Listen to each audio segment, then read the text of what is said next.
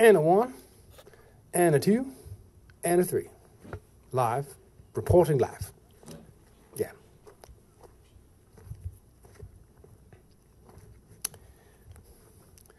Today's, well, greetings, my fellow friends. I have a mic to make this as smooth as possible so you can hear me clearly.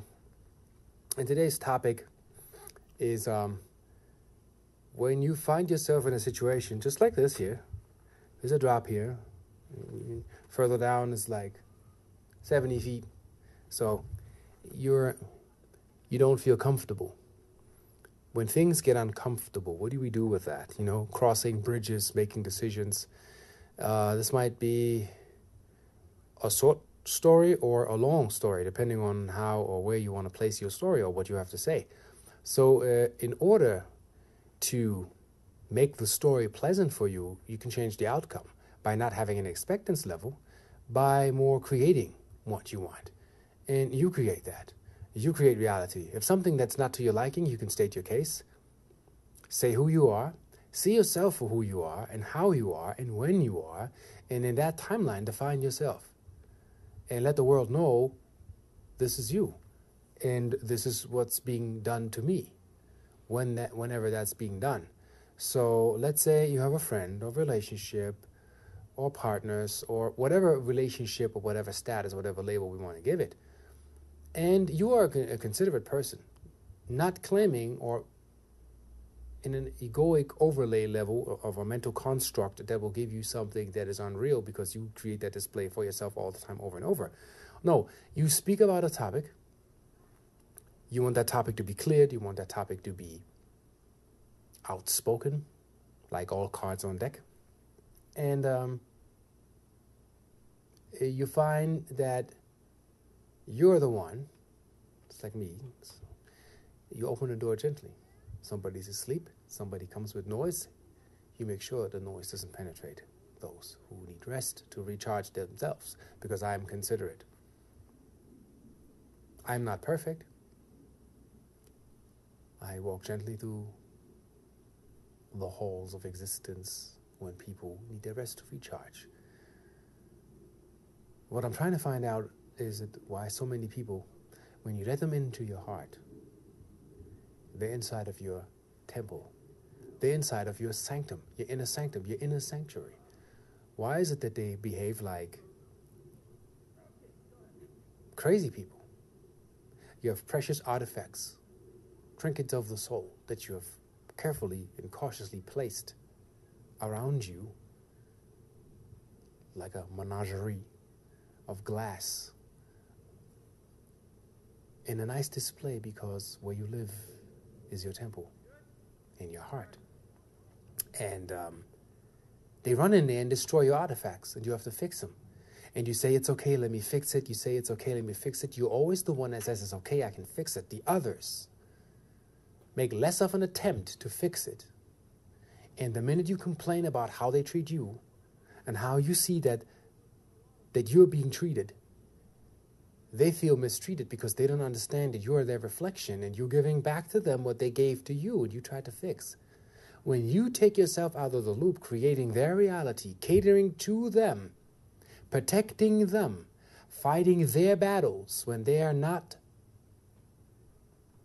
brave enough and they do not have developed in life the courage to fight their own battles, you'll see worlds crumble. And most likely it's like that when you see yourself, empower yourself by you stepping out of it. Stop fighting for the other ones. Fight for yourself once. Be egocentric, not egoic, but serve the vessel.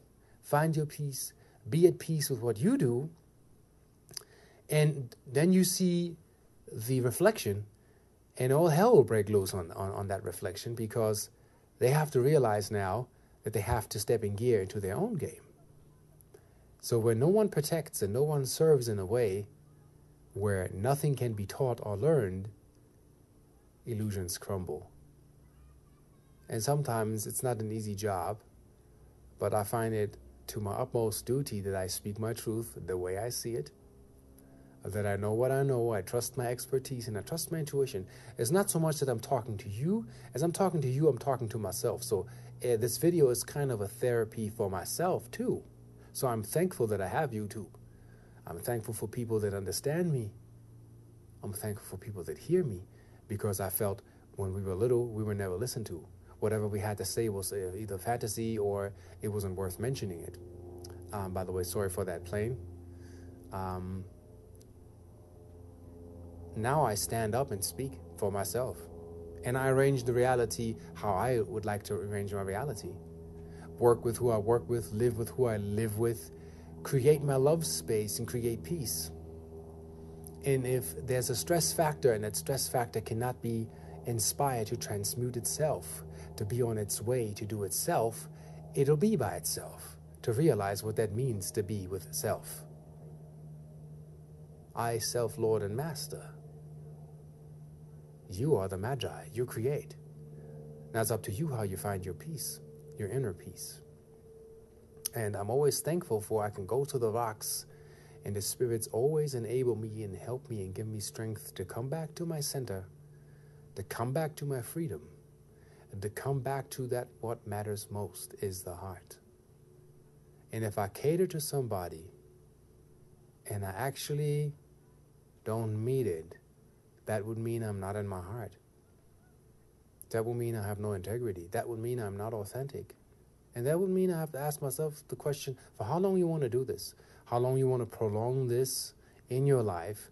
What are these lessons that you can't change other people's personalities or personality traits, whatever you will call it, that they choose to activate to protect themselves, defend themselves, or make them feel comfortable?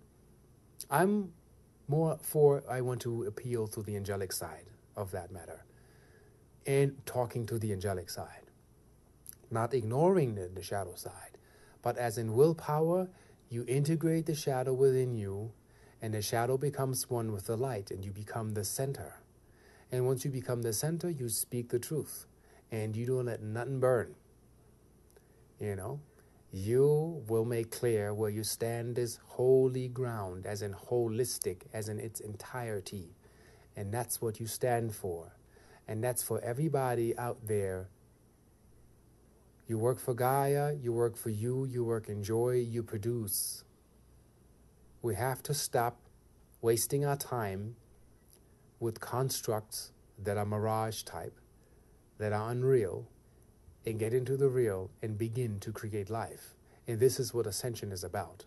This is what December 21st is about, the realization of that you know who you are and don't forget who you are, because once upon a time, eons ago, in a far-off galaxy, in another dimension, in another place, beings came to learn the lesson, to remember themselves once again in who they are.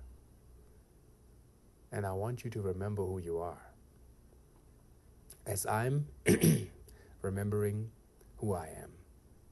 This is Arcturus Ra. Thank you very much. Signing off, and have a blessed day. Namaste.